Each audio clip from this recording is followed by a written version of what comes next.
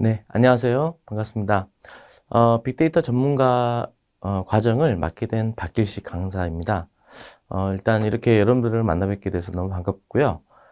이제 그 빅데이터 전문가라고 하는 이 과정은 일단 그 빅데이터를 가지고 수집을 하고 또 정제를 하고 또 그 과정에서 뭐 처리라든지 분석을 하는 일련의 어떤 과정들과 관련된 여러 가지 그 필요로 하는 그런 어떤 지식 또는 역량을 그 평가하는 거라고 할 수가 있는데, 저와 함께 이렇게 이 과정을 통해서 여러분들이 이 빅데이터에 대한 기본적인 개념이 또 잘 없고 또 처음 공부하는 내용이라 할지라도 알기 쉽게 좀 이해하기 쉽게 강의를 할 수 있도록 노력하겠습니다. 그래서 마지막 강의까지 열심히 잘 들어두시면 이 빅데이터에 관련된 여러 가지 처리 기법이라든지 분석과 관련된 내용들을 이해하실 수 있을 겁니다.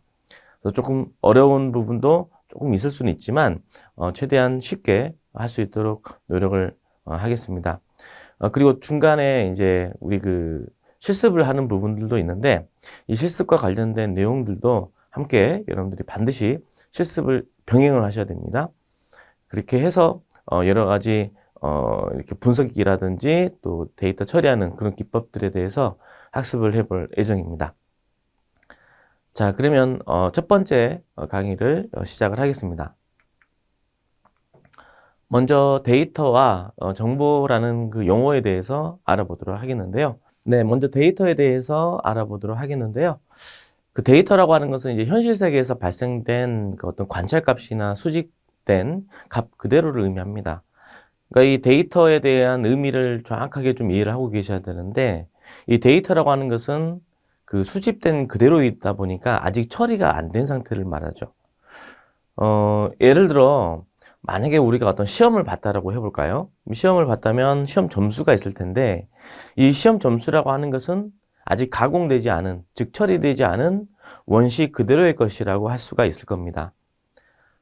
그러면 이런 시험 점수가 일단 주어지면은 그걸 이제 여러 가지 연산을 통해서 총점을 낸다라든지 또는 평균을 구한다라든지 또는 석차를 구할 수도 있죠. 이제 이런 것들은 이제 처리되어진 결과물이라고 볼 수가 있으니까 정보라고 할 수가 있는 것이죠. 즉, 데이터를 수집을 한 다음 이 데이터를 어떤 처리라든지 가공 등을 통해서 이렇게 얻어진 결과를 정보라고 할 수가 있습니다. 그래서 요즘에 보면은 이렇게 데이터하고 정보에 대한 용어를 구분하지 않고 이렇게 쓰는 경우를 덜어 볼 수가 있는데, 좀 구분해서 정확하게 써야 되겠죠. 그래서 여러분들께서 이렇게 이해하시면 될 것 같습니다. 가공 전에 어떤 그대로의 어떤 그 사실이라든지 값은 데이터라고 한다. 그리고 가공을 한, 즉 처리를 한 데이터를 정보라고 한다. 이렇게 개념을 잡고 계시면 될 것 같습니다. 자, 그러면 가공되지 않은 데이터를 보면은 방금 말씀드렸던 것처럼 뭐 시험 점수도 해당할 거고요. 뭐 지역별 인구수, 이것도 마찬가지로 가공되지 않은 데이터라고 할 수가 있겠죠. 그러면 지역별 인구수 같은 경우에는 이제 가공 처리를 할 때는 뭐 가령 연령별로 나눈다라든지 또 지역별로 나눈다라든지 또는 뭐 직업별로 나눈다라든지 이렇게 여러 가지 어떤 방법으로 데이터를 나누기도 하고, 또 나뉘어진 데이터를 합치기도 하고, 또 나뉘인 데이터에 대한 각각에 대한 데이터에 대해서 분석을 한다라든지 뭐 이렇게 뭐 비율을 조사한다라든지 등등 여러 가지 다양한 어떤 분석 또는 분류 작업 등을 해낼 수가 있을 것입니다. 이 결과물을 우리는 정보라고 할 수가 있는 것이죠. 설문조사 결과도 마찬가지입니다. 설문조사를 한 이 그 응답자의 입장에서 보면은 자기가 이렇게 자신이 이렇게 선택을 한 여러 가지 항목들이 있을 텐데, 이 항목들의 값 그대로가 이제 데이터라고 할 수가 있는 것이고, 이런 설문조사 결과들을 이제 모으게 되면은 이제 여러 가지 어떤 통계라든지 이런 어떤 여러 가지 분석 기법 등을 통해서 다양한 어떤 분석 결과를 또 얻어낼 수가 있을 것입니다. 이런 것들은 정보라고 할 수가 있는 것이죠. 또 포스 시스템 같은 경우에도 마찬가지인데, 만약에 우리가 거래를 했단 말이에요. 거래를 했다면 그 거래 내역이 있을 텐데, 그 내역 자체는 일단 데이터라고 할 수가 있는 것이죠. 그런데 이제 이런 것들을 모아가지고 일별 뭐 매출액에 대한 합계를 낸다라든지 또 월별, 연도별 또는 연도별 어떤 이런 매출액에 대한 비교, 또 월별 비교, 계절별로 비교 이런 것들을 통해서 여러 가지 분석을 또 해낼 수도 있겠죠. 그래서 이 데이터를 결국 가공 처리를 한 결과물이 정보다라고 이렇게 이해를 하고 계시면 될 것 같습니다. 그래서 여기 밑에 정보가 또 이렇게 나와 있는데 평균 점수, 또 지역별, 인구의 변동 추이, 또 매출량의 변동 추이 이런 것들은 전부 다 정보라고 할 수가 있는 것이죠. 즉 데이터를 이제 가공 처리를 한 결과물이라고 할 수가 있는 것이죠. 그러면 이런 추이 같은 것들은 어떻게 해서 우리가 알 수가 있느냐? 이제 여러 가지 방법들이 있죠. 뭐 대표적으로 회귀 분석, 즉 회귀 모델을 통해서 예측을 할 수도 있습니다. 즉 추이를 여러분들이 분석해낼 수가 있죠. 아니면 딥러닝이라는 분야로 가게 되면은 LSTM 또는 RNN, 그러니까 RNN이나 LSTM이나 사실 같은 건데 물론 개념은 좀 다르지만 아무튼 이러한 어떤 딥러닝 여러 가지 모델을 통해서 미래를 예측할 수 있습니다. 그래서 이 LSTM 기반으로 이런 어떤 그 변동 추이 모델을 만들어서 앞으로 어떻게 될 것이다. 이런 것들을 예상을 해볼 수 있죠. 자, 정보라고 하는 것은 또한 새로운 정보를 생성하기 위한 데이터로 또 사용이 되어질 수도 있습니다. 자, 과거에는 문자나 숫자 형태로 데이터가 주로 이제 사용이 되어졌는데, 최근에는 이미지라든지 또 소셜미디어의 텍스트와 같이 정형화되어지지 않은 그런 어떤 데이터도 자주 사용이 되어진다라는 특징이 있겠습니다. 여기서 이제 정형화라고 하는 용어는요, 일단 데이터가 어떤 그 형식을 갖춘 상태로 이렇게 저장이 되어져 있는 또는 저장되어지는 형태를, 저장되어지는 것을 말하는 건데, 예를 들어, 여러분들이 만약에 어떤 엑셀 같은 걸 이용해서 문서를 만든다라고 생각을 해보죠. 자, 그러면 가령 뭐 4번이 있고, 이름이 있고, 뭐 주소가 있고, 영업 어떤 부서가 있고, 뭐 근속연수라든지 등등등등 사원에 대한 다양한 정보들이 만약에 저장이 되어져 있다라고 가정을 해보죠. 그리고 이러한 저장되어진 문서의 형식은 엑셀이라든지 또는 뭐 CSV와 같은 다양한 어떤 형식으로 저장이 되어져 있을 것입니다.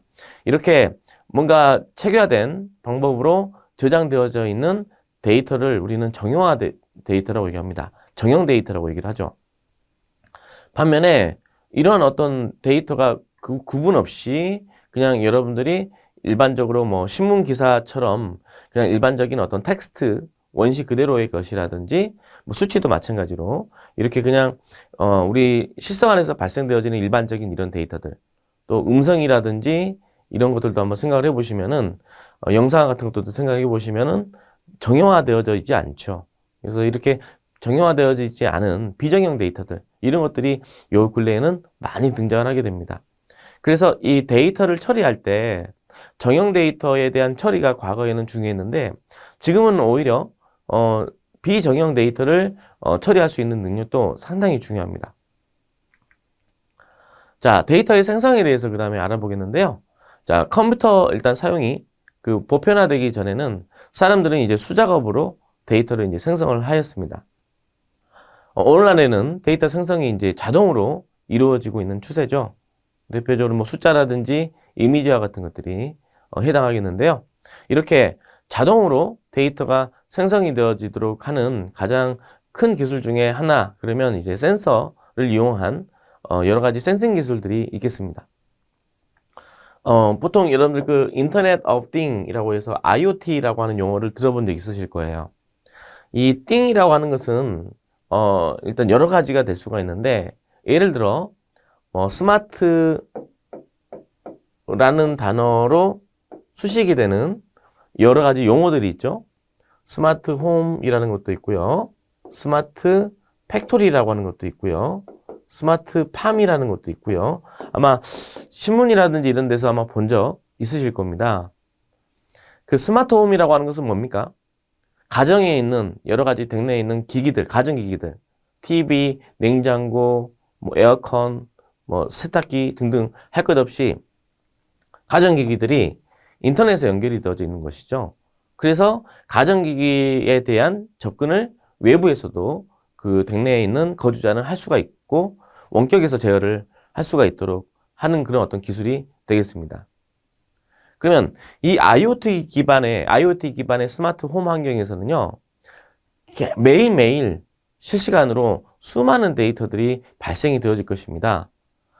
이 가전기기들끼리의 어떤 통신을 하는 과정에서 발생되는 데이터도 있을 것이고, 또 가전기기 자체적으로 동작하는 과정에서 발생되는 데이터도 있을 것이고, 또 외부에 나가 있는 댁내의 거주자가 이 어떤 가전기기에 연결을 해서 여러 가지 행위들을 또 수행을 하게 되겠죠. 그럼 이것도 역시 마찬가지로 데이터로 쌓이게 될 것이다. 그러면 이런 데이터라고 하는 것은 결국 어디서 만들어진 거죠? 바로 센서가 되겠죠, 센서. 자, 또한 이 스마트 팩토리도 마찬가지고 스마트 팜도 마찬가지인데, 예를 들어서 스마트 팜 같은 경우에 한번 생각을 해볼까요?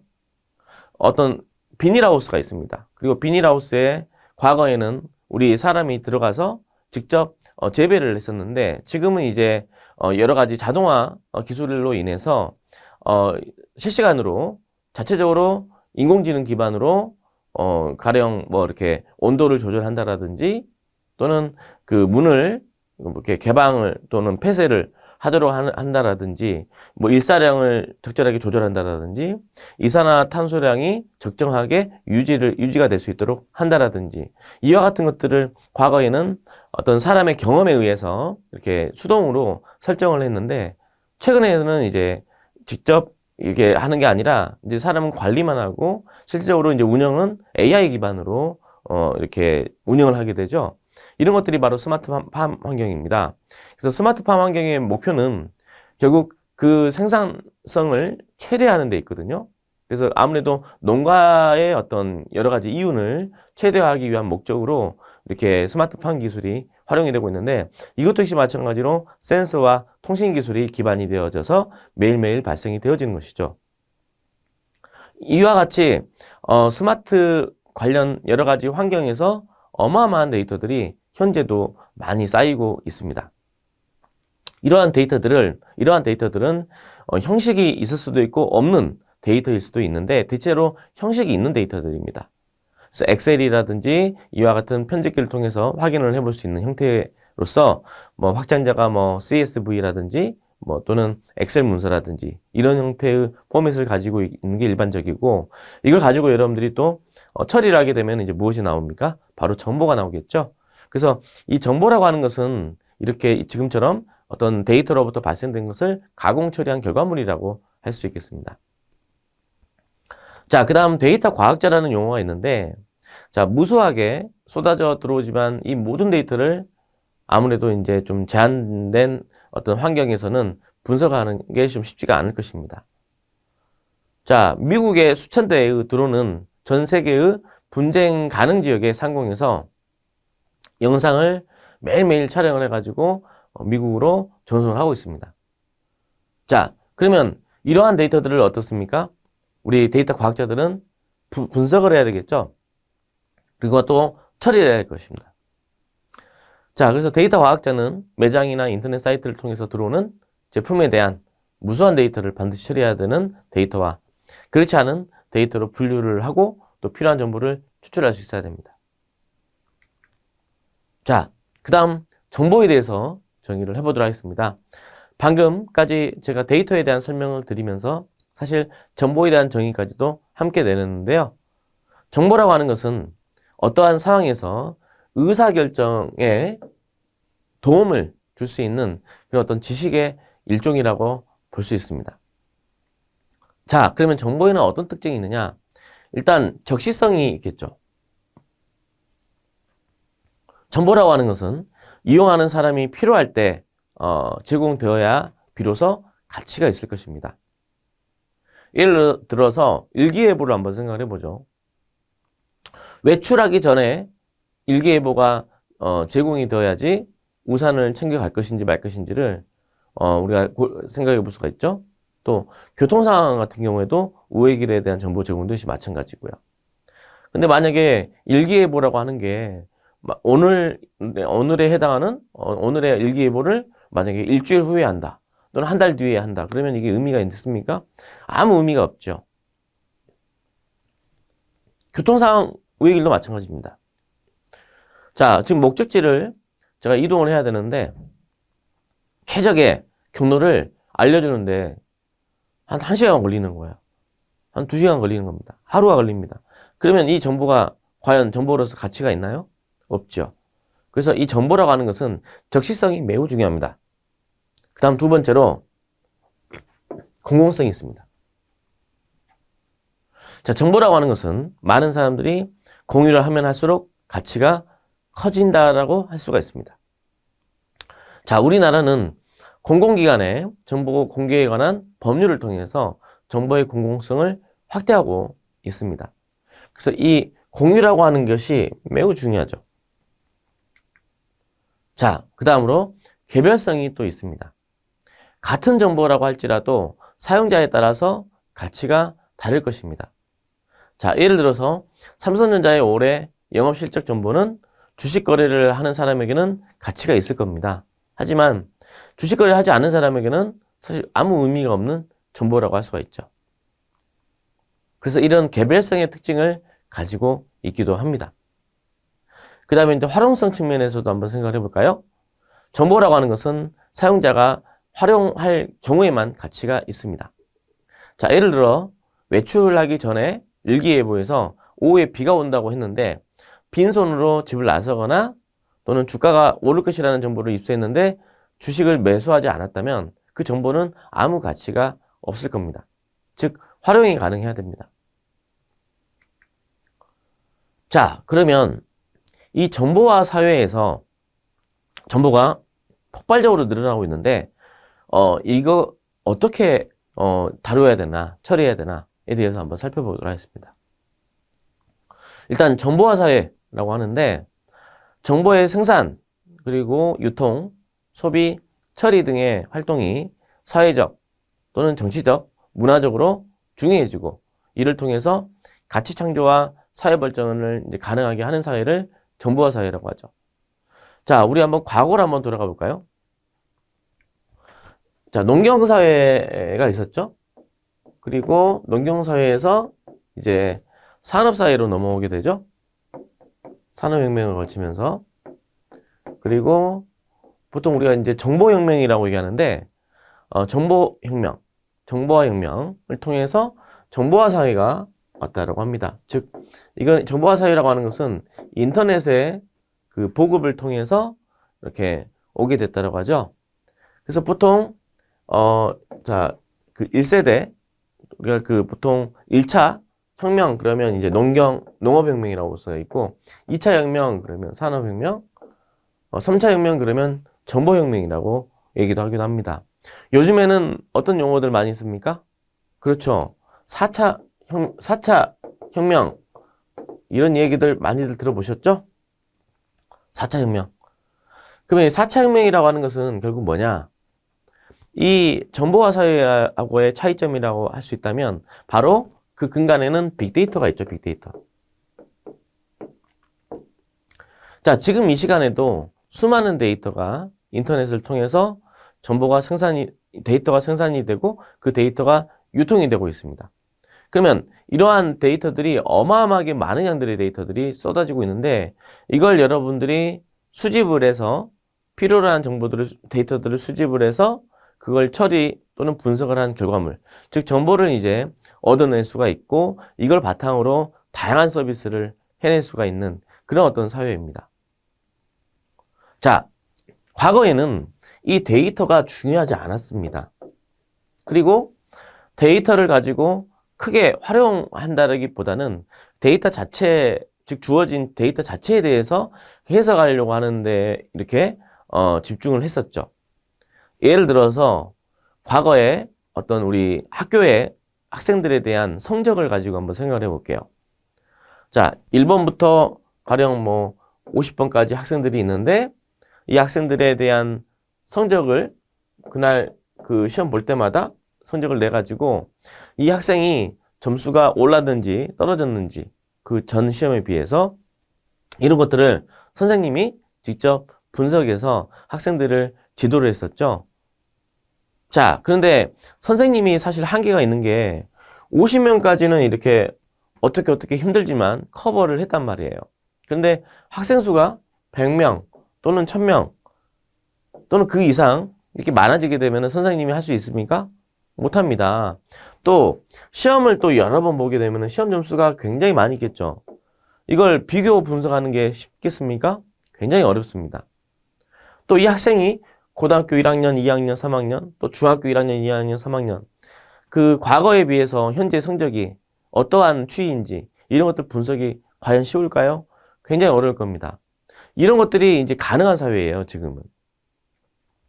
그게 가능하게 된 배경에는요, 일단, 자, 첫 번째, 컴퓨터가 많이 빨라졌습니다. 두 번째, 데이터가 많이 축적이 됐습니다. 그 다음 세 번째, 병렬 처리라고 하죠. 병렬 처리 또는 분산 처리, 이런 것들이 가능하도록 한 여러 가지 기술적인 발달이 또 있었습니다.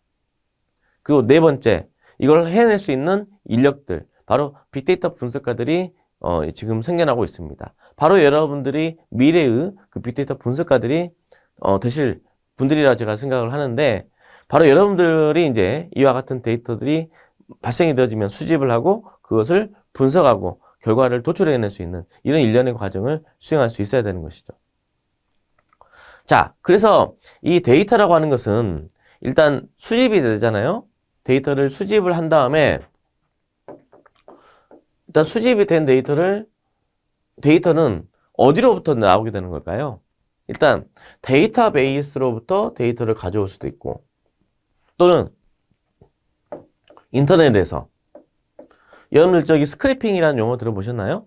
웹 스크래핑 또는 뭐 웹 크롤링이라고 얘기하는데, 인터넷에 있는 어떤 자료들을 이렇게 막 긁어오는 행위, 그걸 두고 스크래핑이라고 합니다. 이런 과정을 거쳐서 데이터를 수집할 수 있죠. 그러면 수집된 데이터는 원시 그대로의 것은 분석하기가 굉장히 어렵습니다. 우리 사람은 텍스트를 보면은요, 읽을 수 있어요. 그게 또 무슨 말인지도 압니다. 근데 컴퓨터는 알까요? 모를까요? 당연히 모릅니다. 인공지능이 안다고요? 예, 인공지능이 아는 거지 컴퓨터가 알지는 못한다는 이야기입니다. 그러면 인공지능이라는 것도 결국 컴퓨터가 그러한 능력을 갖게끔 사람이 어떤 훈련을 시켜가지고 만들어낸 거거든요. 결국에는 이 인공지능이라는 것도 컴퓨터가 스스로 그 지능을 갖게 되는 게 아니라 사람이 일단 기본적으로 훈련을 시켰기 때문에 이 지능을 갖게 되는 것이에요. 그래서 이 수집한 데이터를 이 컴퓨터가 인공지능을 가질 수 있도록 학습을 시키기 전에 뭘 해야 되냐면, 수집된 데이터 중에서도 좀 중요한 정보도 있고, 중요한 데이터도 있고, 중요하지 않은 데이터도 있겠죠. 또 필요한 것도 있고, 필요하지 않은 것도 있을 거예요. 그래서 이런 것들을 버릴 건 버리고, 취할 건 취하는 그런 어떤 선별 작업을 해야 될 겁니다. 이걸 우리가 데이터 정제라고 하죠. 그래서 일반적으로 데이터를 먼저 정제를 해요. 수집을 한 다음에. 그래서 우리가 분석이라든지 이런 목적에 맞추어서 정제를 합니다. 그럼 정제를 하고 나면은 이 주어진 데이터 중에서 불필요한 부분들은 다 제거가 되고요. 필요로 하는 부분만 남아있게 되죠. 자, 그런 다음에 이제 정제된 걸 가지고 이제 여러분들이 여러 가지 분석 기법들을 이용해서 분석을 하게 됩니다. 예를 들어 회귀 분석을 할 수도 있고, 또는 상관 분석을 해낼 수도 있고요. 여러 가지 분석 방법들이 있죠. 그럼 이제 분석의 결과로, 내가 분석을 해보니까 국어를 공부를 잘하는 사람들이 영어도 잘하더라. 이 두 개의 과목에 대한 점수들은 서로 양의 상관관계가 있더라. 수학을 잘하는 사람들이 과학도 대체로 잘하는 경향이 있더라. 이런 것들이 바로 분석 결과로서 얻어내진 것이라고 할 수가 있죠. 다시 말하면 상관 분석에 해당하는 것들인데, 아무튼 이런 것들이 전부 다 분석에 해당한다라고 보시면 되겠습니다. 자, 분석이 끝났잖아요. 분석 결과가 나오겠죠. 그걸 이제 어떻게 합니까? 시각적으로 이렇게 나타내가지고 시각화를 해보는 거죠. 그러면 이제 이 변수들 사이의 관계라든지, 또 변수가 가지고 있는 값에 대한 의미라든지 이런 것들을 분석한 결과들을 시각적으로 나타내서 더 이해하기 쉽게 표현해낼 수 있을 것입니다. 자, 그러면 여기서 이제 끝나는 게 아니고요. 여기서 이제 더 나아가서 그 다음에 할 수 있는 게 뭐가 있느냐.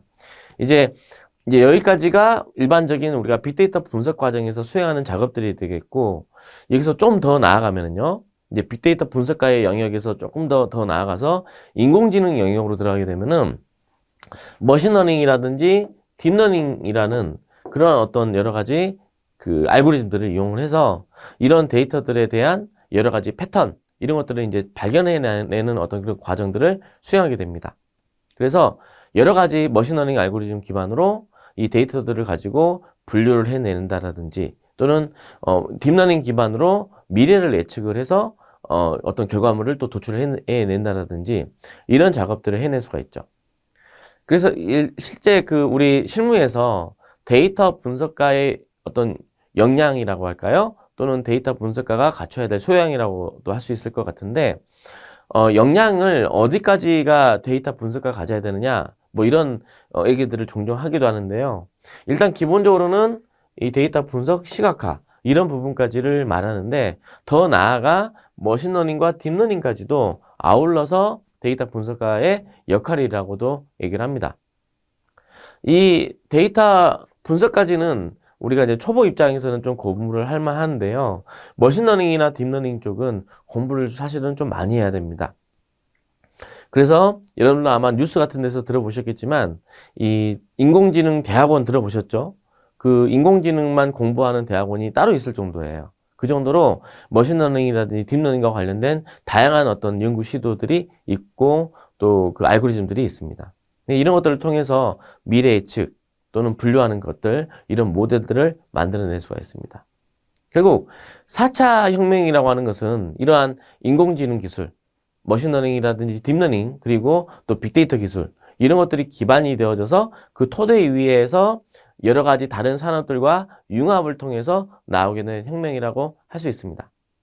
예를 들어 농업 같은 경우에도 아까 말씀드렸다시피 작물에 대한 어떤 작물에 대한 재배를 하는 데 있어서 그 생산량을 극대화하기 위해서 어떤 노력을 해야 되는지, 이것을 과거에 어떤 사람의 경험에 의존하는 게 아니라 이 데이터 분석에 대한 결과를 바탕으로 그대로 진행을 해보는 거죠. 또 텍스트, 특히 여러 가지 분야들이 있을 텐데, 예를 들어서 뭐 변호사 쪽 업무를 한번 생각을 해볼게요. 법률 쪽에서는요, 변호사들이 과거에 어떤 대법원의 판례들을 참고를 해가지고 이렇게 여러 가지 어떤 소송이라든지 이런 것들을 대리를 하게 되는데, 근데 이 텍스트가 굉장히 많습니다. 대법원 판례라고 하는 게요, 저도 수집을 해봐서 아는데 일부만을 수집을 했는데 그게 8만 건입니다. 1955년부터 현재까지 이 시점까지에 대한 데이터를 제가 수집을 직접 해봤거든요. 8만 건이 좀 넘습니다. 거의 9만 건 정도 육박하는데 이게 일부만 공개를 해놓은 거예요. 이걸 우리 변호사님들이 아주 똑똑한 분들이, 다 똑똑한 분들이지만 이분들이 좀 자기가 원하는 그런 판례들을 쉽게 찾아낼 수 있을까요? 쉽지가 않습니다. 그래서 이걸 좀 대신해주는 그러한 기술들도 많이 연구가 되고 있고요. 또 이 판결이 어떻게 될 것이다, 판결에 대한 예측이라든지 이런 것들도 AI가 해내기도 합니다.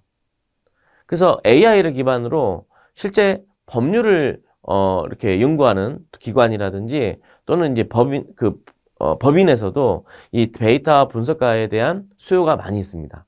실제 여러분들 아마 광고 같은 데 보시면, 취업 광고 같은 거 한번 봐보세요. 보시면 그 법률사무소인데 데이터 분석가를 뽑는 그런 회사들을 꽤 보실 수 있을 거예요. 이게 다 그런 이유죠. 또 제약도 마찬가지입니다. 바이오 분야, 특히 바이오 같은 경우에도 수많은 이런 어떤 바이오 데이터, 우리 사람과 관련된 여러 가지 어떤 신체의 어떤 정보라든지 또 어떤 검사 결과, 이런 것들 등등등등 여러 가지 데이터들이 있는데 이게 그냥 현재 지금 매장이 되어 있는 상태예요. 이걸 꺼내서 여러 가지 분석을 통해서 어떤 새로운 신약을 개발한다라든지 또는 환자의 어떤 현재 상태에 대한 미래 예측을 한다라든지 또 환자가 어떤 환자인지를 분류한다라든지 이런 데도 충분히 활용할 수가 있죠. 이처럼 데이터라고 하는 것을 활용을 하는 영역이 굉장히 넓습니다. 항상 기반은 빅데이터가 되는 것이고요. 그래서 이 4차 산업혁명이라고 하는 것은 결국 그 근간이 되는 이 빅데이터와 그 토대 위에 이러한 다양한 다른 산업 분야들이 함께 융합을 해서 더 발전되어 나아간다라고 이해하시면 좋을 것 같습니다. 자, 그래서 이렇게 데이터의 양이 지금도 굉장히 늘어나고 있는데요. 이런 어떤 추세에 있겠습니다. 자, 정보와 지식인데, 정보는 이제 지식으로 발전이 되어질 수가 있죠. 그리고 지식은 또 가치 창출로 이어지기도 하고요. 그래서 정보의 이제 진화 단계라고도 할 수 있는데, 데이터가 정보가 되고, 또 정보가 지식으로 발전을 하고, 최종적으로는 지혜가 되는 이런 어떤 과정이 있죠. 이걸 우리가 DIKW 피라미드라고 얘기하는데, 이렇게 올라가게 됩니다. 네, 이번 시간에는 데이터에 대한 개념에 대해서 알아봤고요. 데이터에 대한 정의, 그리고 데이터를 생성하는 것과 관련된 이야기들을 해봤고, 그 다음에 데이터를 처리한 결과물인 정보에 대한 개념과 특징에 대해서 이렇게 학습을 했습니다. 이번 시간의 내용은 여기까지입니다. 다음 강의에서 뵙겠습니다. 감사합니다.